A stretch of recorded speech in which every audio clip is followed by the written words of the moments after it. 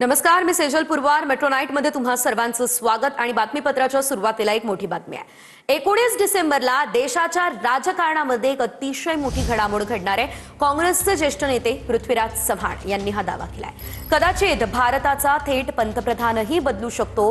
मराठी माणूस पंतप्रधानपदी विराजमान होणार असं पृथ्वीराज चव्हाण म्हणाले. इस्रायलच्या गुप्तहेराने केलेल्या स्टिंग ऑपरेशनमुळे अनेक जण अडचणीत येण्याची शक्यता पृथ्वीराज चव्हाण यांनी आता वर्तवली. मध्यंतरी मी एक छोटासा ट्विट केला.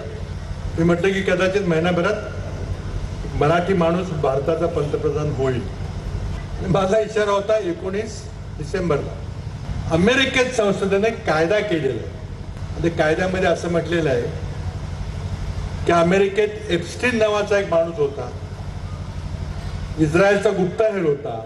विविध प्रासादामध्ये, मोठ्या मोठ्या हिमल्यामध्ये, बंगल्यामध्ये सगळे कॅमेरे ठेवून, व्हिडिओ करून सगळ्या बड्या मोठ्या लोकांची छायाचित्रण केलेली आहेत. ती सगळी छायाचित्रणं, ते सगळे फोटोग्राफ अमेरिकन संसद कायदा करून एका महिन्याच्या आत म्हणजे 19 डिसेंबरला जाहीर करणार आहेत.